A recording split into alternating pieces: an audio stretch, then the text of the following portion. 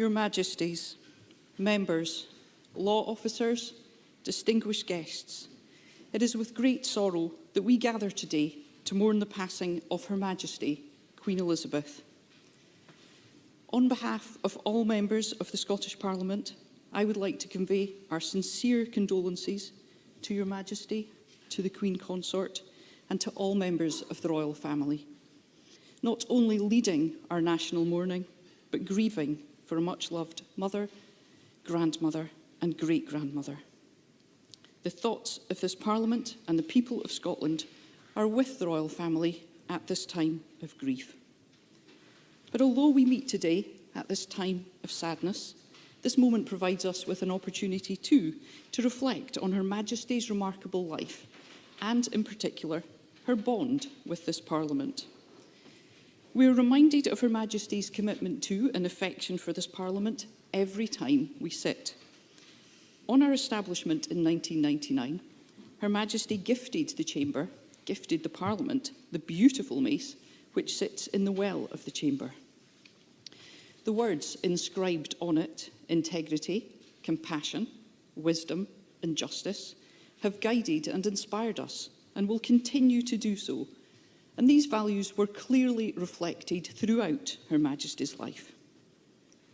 Her Majesty described this Parliament as being rightly anchored in the history of Scotland and spoke of the grit, determination, humour and forthrightness of the people.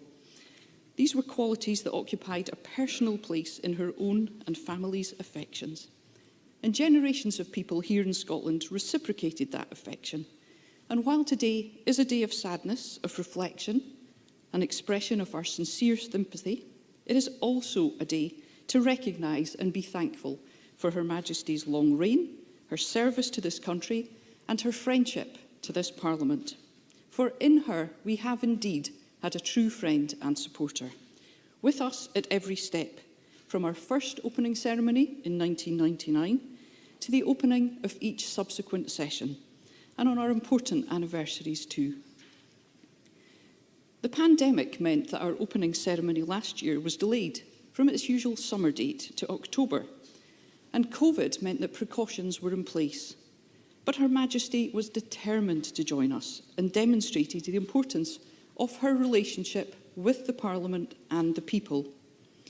We, 129 members, each invited a community representative, a local hero, to be a guest at that ceremony in recognition of their selfless service to those in need during the pandemic. Her Majesty stopped and spoke with every single local hero waiting for her, asking about their contribution and thanking them sincerely for their efforts. Young and old, from the length and breadth of Scotland, their delight and pride at receiving Her Majesty's time and interest was abundantly clear.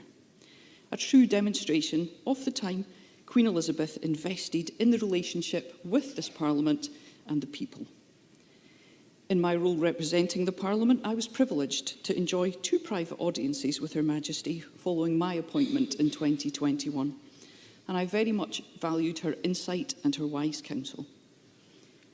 So while we mourn today with the royal family and with the people of Scotland and others far beyond, we also give thanks as a nation and as a Parliament for Her Majesty Queen Elizabeth, Queen of Scots, for her extraordinary life and work. And before I invite the First Minister to move the motion of condolence, I would ask you to join me in 2 minutes silence, and please stand as you are able.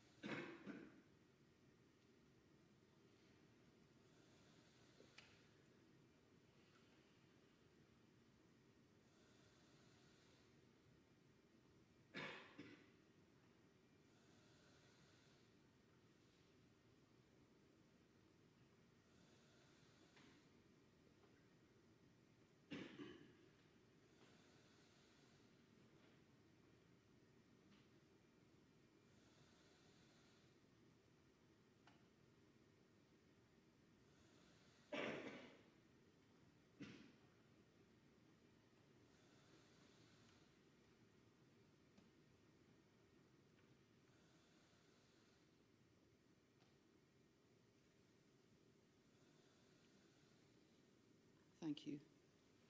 Thank you.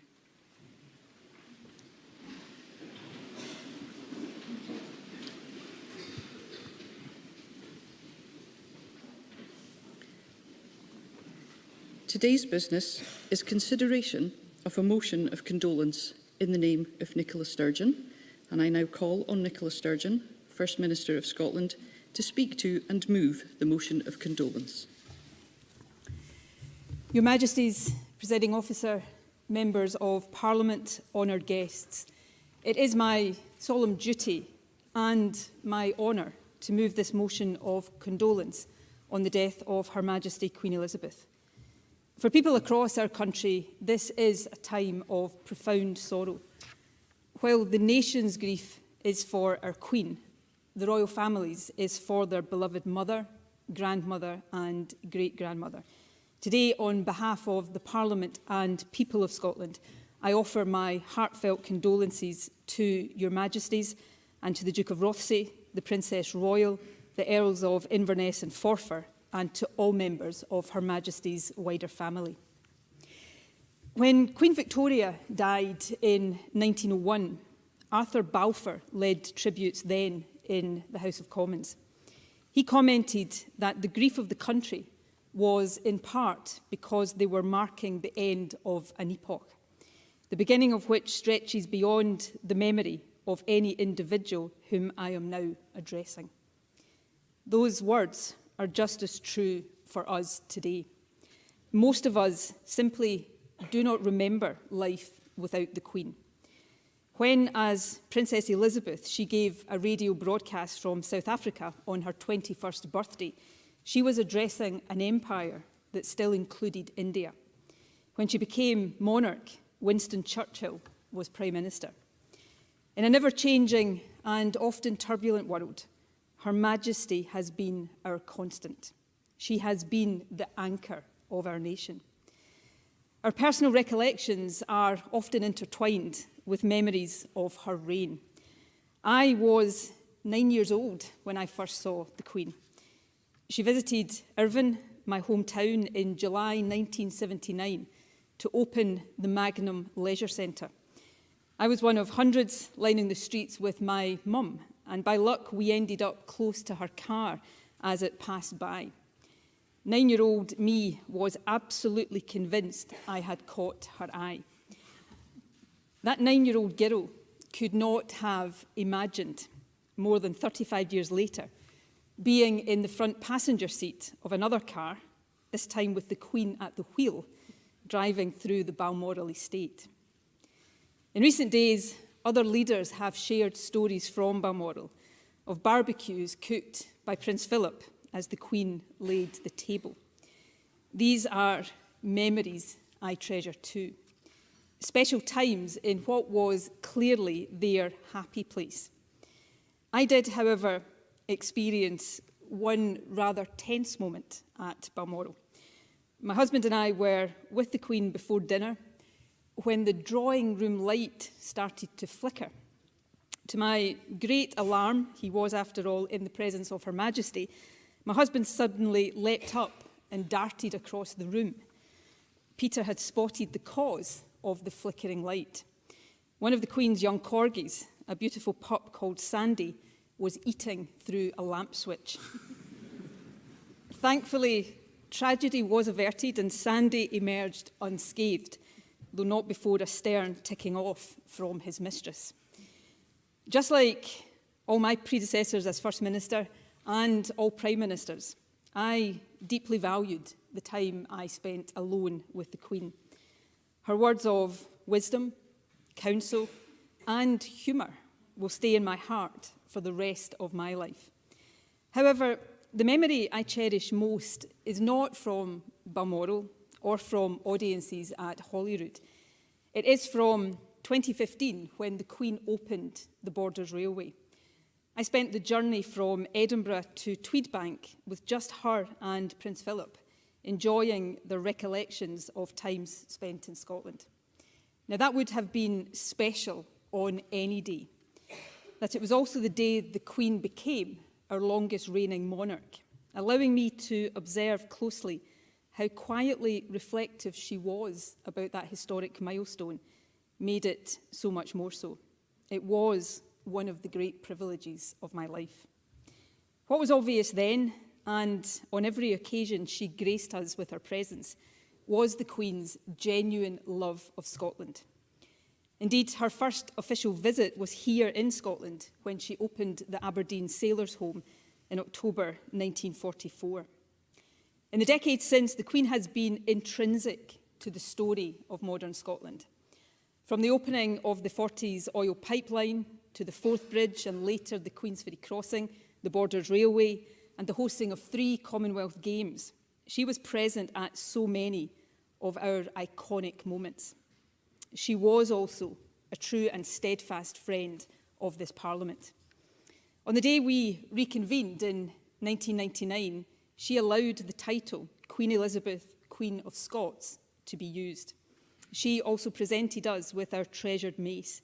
Its words, wisdom, justice, compassion, integrity, describe values personified by the Queen throughout her entire life.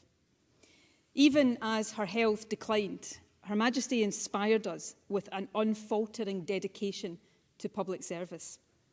In his address on Friday, the King recalled his mother's words on her 21st birthday. "My whole life, whether it be long or short, shall be devoted to your service." For 75 years, Queen Elizabeth more than fulfilled that vow. She performed her duties with dedication, wisdom, and a profound sense of service. She set an exceptional example to all of us. Our nation is in mourning today for a queen whose loss we have not yet begun to come to terms with. We are deeply honoured by the presence today of His Majesty, King Charles III, and the Queen Consort. Your Majesty, we stand ready to support you as you continue your own life of service and as you build on the extraordinary legacy of your beloved mother, our Queen. Queen Elizabeth, Queen of Scots, we are grateful for her life. May she now rest in peace. I now call on Douglas Ross, leader of the Scottish Conservative and Unionist Party. Your Majesty's Presiding Officer, the news from Balmoral on Thursday evening rocked us to the core. Her late Majesty Queen Elizabeth II was a constant presence in our lives throughout her 70-year reign. For many of us, it's difficult to imagine our country without her. The Queen seemed as permanent as the stones of Edinburgh Castle, a constant while her country around her changed. When Queen Elizabeth II became monarch, Winston Churchill was Prime Minister, and she was served in that role by 15 political leaders, offering them a wealth of wise counsel from her long experience. From the Queen, who lived through the Great Depression and the Great Recession, the Second World War and the Second Gulf War. The length of the Queen's reign meant that she was an anchor to our history, ensuring that whatever changes to our country and how we lived our lives, we retained an enduring link to the generations that had come before. She was a living reminder of the sacrifices made to build the country and the world that we live in today. What other leader could have reassured the nation in the darkest days of the COVID pandemic by drawing on their own memories of children being separated from families during the Blitz? Time and time again, Her Majesty gave us certainty, stability, joy and happiness when we needed it most. That's why the scenes that we saw on the final journey from Balmoral to Holyrood Palace yesterday surprised no one. From the heart of Aberdeenshire to our capital city, young and old came together to pay their respects. Scotland's unique tributes saw tractors and horses interspersed with members of the public who came in their tens of thousands to line the route. Because while monarch of the United Kingdom and the Commonwealth, we know the late Queen held Scotland close to her heart, and we held her to ours. We feel the pain of her loss so strongly with our new King and the entire royal family today. As they grieve on a personal level, we join them in mourning as a nation.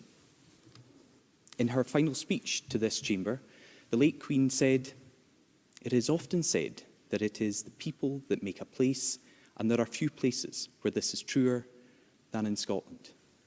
But I think we can also see that the Queen shaped modern Scotland during her 70-year reign. And we know that the bonds and ties to Scotland, developed and strengthened by the late monarch, will be continued by King Charles III. You, sir, became the first sovereign to accede to the throne while on Scottish soil in over 400 years. You have already served Scotland with great dedication as Duke of Rothesay, Duke of Edinburgh, Earl of Carrick, Baron of Renfrew, Lord of the Isles, and Prince and Great Steward of Scotland. And I know that people across the country will show you the same support and devotion as they did your late mother. Because today we don't just commemorate the reign of our Queen, but also celebrate the life of a woman who many in Scotland knew and loved, who dedicated her life to her country, to duty, and to serving others. On behalf of the Scottish Conservatives, I'm proud to support the motion of condolence today, to thank Queen Elizabeth II for her long, loyal and dignified service, and to offer our full support and loyalty to our new King. May Her late Majesty Queen Elizabeth II rest in glorious and eternal peace. And from all of us, sir, God save the King.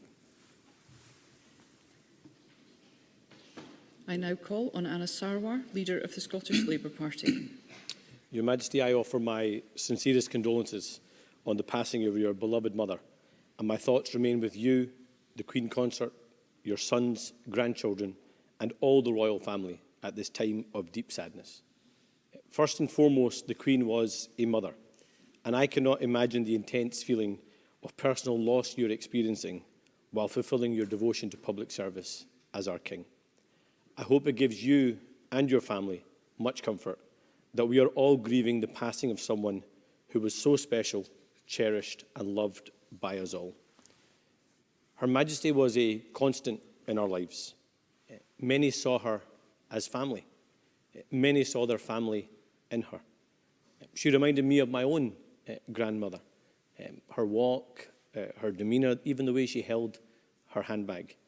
But she also touched generations. I returned home on Thursday night to a crying 6-year-old who said he was sad because he will never get to meet the Queen.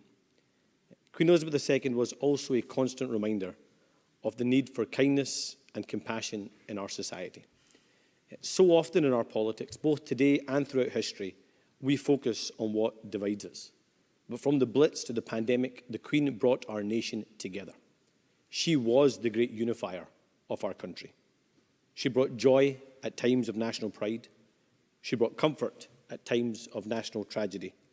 And she brought light at our nation's darkest moments. We will never forget how Her Majesty the Queen found the words during the pandemic to remind us all that we will meet our loved ones again. Words which are more poignant than ever following the passing of her husband, Prince Philip, your father, who now rests at peace with his beloved Lilibet. We know how much she loved Scotland, and we loved her back. She reminded this Parliament that despite our political disagreements and arguments, all of us here are in service of the Scottish people. And her influence was felt far beyond these shores, with the people of the Commonwealth and other nations united in grief at this time. Our world changed beyond recognition during her reign, but her dedication to duty, her integrity, her warmth, and her service to others never wavered. In fact, politicians here and right around the world will look on enviously. In 70 years of service as our head of state, she always seemed to say the right thing, do the right thing, and at the right time. And I am confident that as we enter a new era, we will cherish your Majesty's leadership and your wisdom, compassion, integrity, and justice. Timeless values passed down to you by your mother, but also gifted to us on our parliamentary mace. We wish you a long and happy reign. God save the King. I now call on Patrick Harvey, co-leader of the Scottish Green Party. The experience of loss is universal. It comes into all of our lives. It's a reminder that the reality of human life is not rooted in status or in title, but in the connections we make, bonds of love and friendship, of family and of service to one another. People of all views can respect this, whatever else we may disagree about.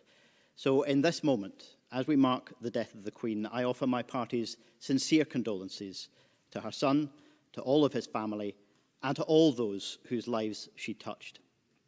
For many people, a monarch stands as a symbol of the country.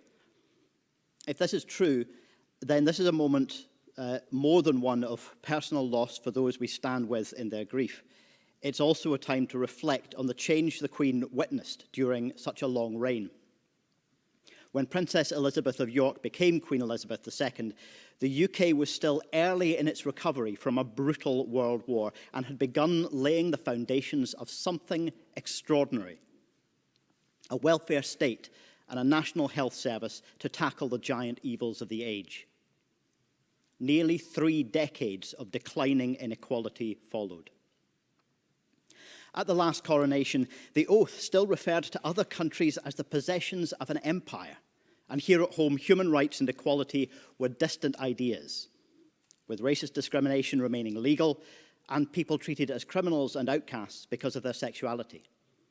Now we can look back and celebrate extraordinary progressive change, even as we must continue to defend what has been achieved.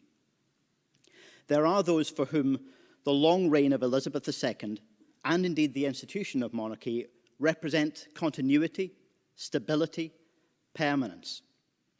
But in truth, the tide of progress cannot be halted. It feels slow as we live it day by day, but in time it is dramatic. So, Presiding Officer, as Charles III begins his reign, let us hope, indeed redouble our determination, that he will have the opportunity to witness change just as transformational and more. It is still needed. I now call on Alex Cole-Hamilton, Leader of the Scottish Liberal Democrats. Presiding Officer, Your Majesties, we do not choose the life to which we are born, and seldom do we shape the events that define our times. We can only hope to move through life with humility and close regard for those around us, to conduct ourselves in the time that we are given with compassion, with kindness and with grace. The life of Her Majesty Queen Elizabeth II was a towering example of all of those qualities manifest in a single human being. She always kept a special place for Scotland in her heart, as she in turn found ample room in ours. Her passing leaves a profound absence across our family of nations, and these islands are united in our grief. Her Majesty came of age in the crucible of war, a period of gravest danger for our country. It fostered in her a deep commitment to reconciliation, to peace, and a common understanding among nations, so evident in her commitment to the Commonwealth. It's why she told the listening world from Cape Town on the occasion of that 21st birthday broadcast that while she was 6,000 miles away from the country of her birth, she was never far from home. And hence the grief that we feel today is shared across the world. From the Blitz to the pandemic, through times of tempest and times of calm, sustained as always by the Duke of Edinburgh, her beloved strength and stay. She was the embodiment of constancy and forbearance in the face of remarkable change. She sat with presidents and hospital patients, key workers and veterans. She leapt from helicopters and dined with bears. She earned the widespread affection that has been so visible in these days of mourning. In one Christmas broadcast, Her Majesty said, "Not all of us can do great things, but we can all do small things with great love." Presiding Officer, Your Majesties, the measure of her example inspired so many of us to fulfill the promise of those words. On behalf of the Scottish Liberal Democrats, I express our deepest condolences to His Majesty the King, to the royal family, and affirm our allegiance to both. God save the King. And I now invite His Majesty the King to respond to the motion of condolence.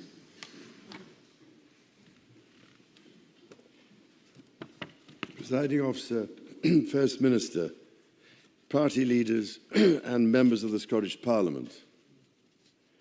I know that the Scottish Parliament and the people of Scotland share with me a profound sense of grief at the death of my beloved mother. Through all the years of her reign, the Queen, like so many generations of our family before her, found in the hills of this land and in the hearts of its people a haven and a home. My mother felt, as I do, the greatest admiration for the Scottish people, for their magnificent achievements and their indomitable spirit. And it was the greatest comfort for her to know, in turn, the true affection in which she was held. The knowledge of that deep and abiding bond must be to us a solace as we mourn the end of a life of incomparable service. If I might paraphrase the words of the great Robert Burns, my dear mother was the friend of man, the friend of truth, the friend of age, and guide of youth. Few hearts like hers with virtue warmed, few heads with knowledge so informed. While still very young, the Queen pledged herself to serve her country and her people and to maintain the principles of constitutional government. As we now mark with gratitude a promise most faithfully fulfilled, I am determined, with God's help and with yours, to follow that inspiring example. The title of Duke of Rothesay and the other Scottish titles which I've had the honour to carry for so long, I now pass to my elder son, William, who I know will be as proud as I have been to bear the symbols of this ancient kingdom. I take up my new duties with thankfulness for all that Scotland has given me, with resolve to seek always the welfare of our country and its people, and with wholehearted trust in your goodwill and good counsel as we take forward that task together. Thank you. Thank you, Your Majesty. I now close this meeting of the Parliament.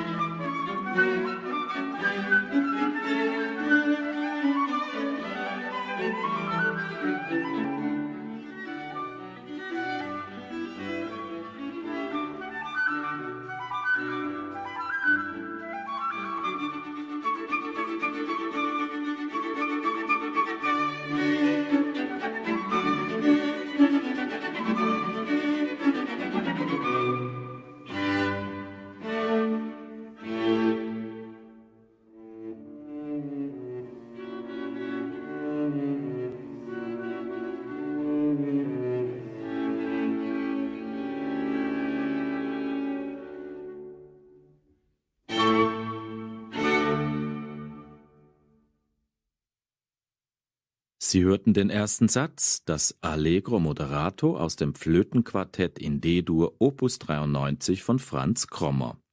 Es musizierten Andreas Blau, Flöte, Christoph Streuli, Violine, Ulrich Knörzer, Bratsche und David Riniker, Violoncello.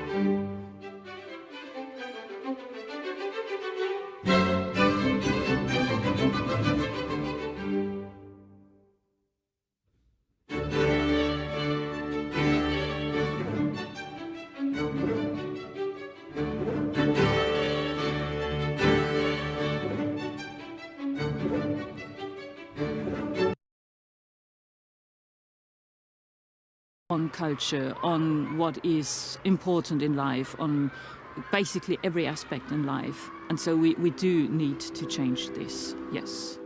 Tsitsi Dangarembga is an author from Zimbabwe who is not only a great contemporary writer, her books are also socially and politically engaging. In 2021, she received the Peace Prize of the German book trade. The prize promotes international tolerance by acknowledging individuals who have contributed to these ideals. That actually sounds quite similar to the statutes of the Nobel Prize in Literature. Dangarembga is a writer and filmmaker, and has even been arrested several times for her commitment to freedom and democracy.